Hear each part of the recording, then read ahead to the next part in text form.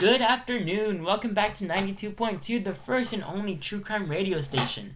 Well, before we start, just a disclaimer that we here at 92.2, we talk about very grim topics, and best do not listen in if you have a weak stomach. Today, we won't talk about the normal serial killer or 10-year-old cold case. Instead, we'll talk about why the United States has an incredibly high number of serial killers. Well, first, let's talk about what is a common cause of someone becoming a serial killer. Second, why does the United States specifically have an unusual high number of serial killers? Thirdly, how other mental or social issues have a big effect on creating serial killers. These would be my reasons for why or how the United States is a hotspot for serial killers. Now, first things first, let us talk about what exactly is a serial killer, because that term is thrown around a lot. And what makes it different from the run-of-the-mill murderer or just a terrorist. Okay, a serial killer is defined as the following.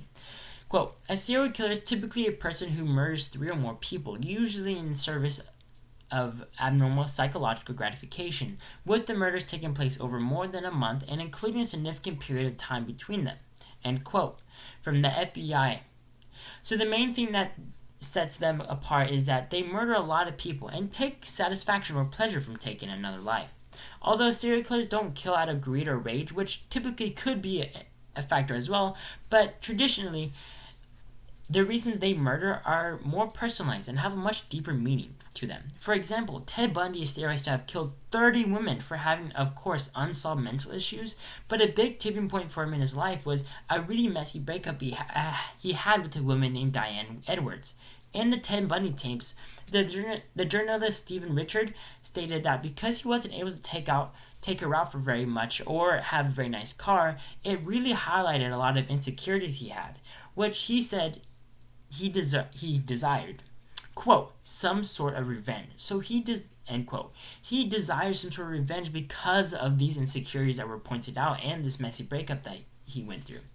But there is also some common trend between characteristics between serial killers that most serial killers have, and they are the following: an obsession with starting fires, substance abuse, lack of empathy towards animals, late bedwetting, as well as some kind of trauma to the head.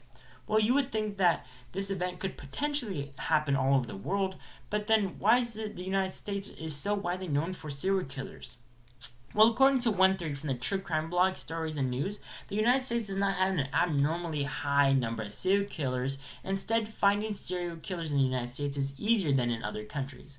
Law enforcement must track down the murderers and then contact them to the same person, connect them to the same person.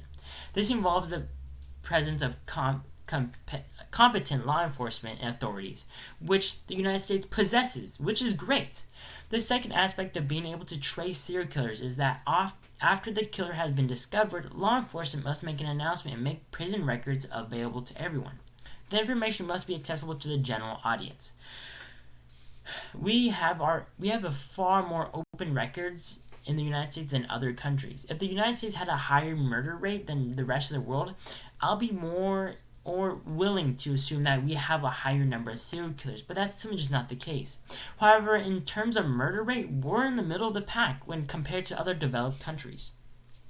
Well, if it's not just the United States that have serial killers, then what about broken homes or some sort of mental illnesses that could lead to someone becoming a serial killer? Well, according to the forensic colleges, the most common mental illness found in serial killers are the following: schizophrenia, borderline personality disorder, and antisocial personality disorder.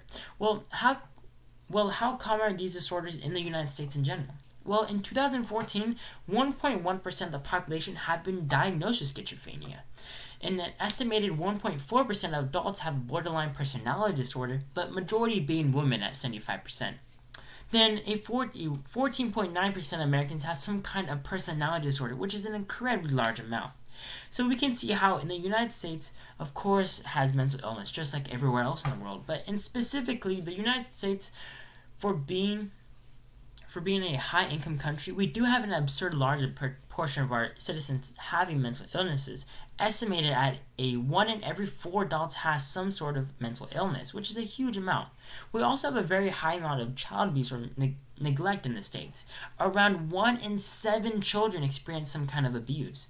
That's an incredibly high amount, which could cause more mental illnesses and potentially, if not taken care of properly, could lead to one becoming a serial killer. Let me state that becoming a serial killer is incredibly rare, and just because you do experience these things does not make you a serial killer or make you have the potential. But it is the breeding ground and the sort of domino effect that could lead you to becoming a serial killer.